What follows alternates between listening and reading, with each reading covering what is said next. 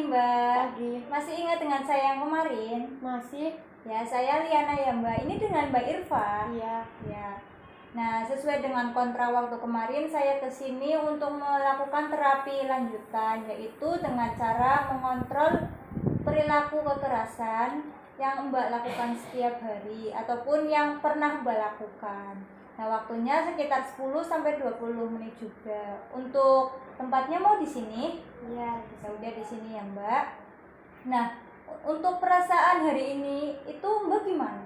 Ya, sedikit lebih tenang. Oh, sudah ada kemajuan ya Mbak dari Iya. yang kemarin-kemarin ya Mbak. Sebelumnya bisa saya lihat jadwal harian Mbak? Oh iya, ini Coba saya lihat. Oh iya, Mbak sudah minum obat secara teratur ya Mbak. Jadi Mbak bisa merasakan lebih tenang. Mbak juga ketika ingin melampiaskan emosi juga masih melakukan nafas dalam seperti yang saya ajarkan ya Mbak. Iya, Nah, untuk pertemuan kali ini saya akan mengajarkan bagaimana mengkontrol perilaku kekerasan yang dilakukan Mbak secara verbal. Yang pertama itu dengan cara menolak dengan baik. Jadi sesuai dengan apa yang Mbak rasakan, kan suami Mbak itu melakukan selingkuh gitu ya Mbak. Nah, dengan cara menolak dengan baik itu Mbak bisa menasehati suami Mbak dengan perkataan yang lebih halus. Jadi Mbak tidak langsung meluapkan emosi Mbak dengan cara memukul suami ataupun yang lainnya. Jadi tidak ada atau meminimalisir terjadinya sesuatu yang tidak diinginkan gitu Mbak. Yang kedua yaitu meminta dengan baik. Jadi sebisa mungkin antara Mbak dan suami Mbak itu sering melakukan ngobrol bersama gitu Mbak. Jadi tukar pikir apa yang harus dilakukan, mana yang harus apa istilahnya itu dihilangkan. Iya benar itu.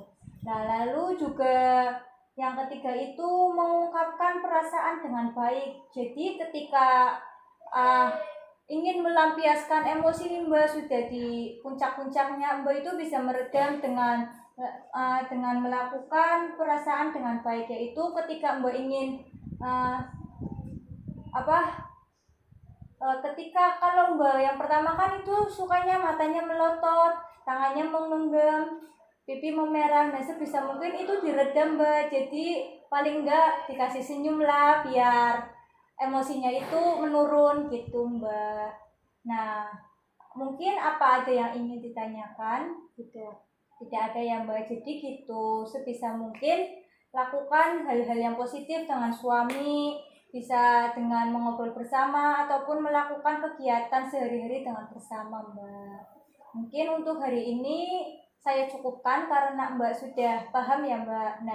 Nah, untuk cara mengontrol perilaku kekerasan verbal ini mungkin bisa dimasukkan ke jadwal harian Mbak. Jadi pokoknya ketika Mbak merasakan emosi, Mbak ingat bahwa saya sudah pernah dilatih untuk mengontrol emosi gitu ya Mbak. Ya. Mungkin saya cukupkan untuk hari ini. Besok saya kesini lagi untuk melanjutkan terapi selanjutnya mengenai terapi spiritual.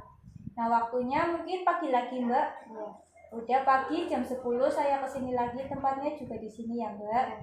Terima kasih, selamat pagi Mbak.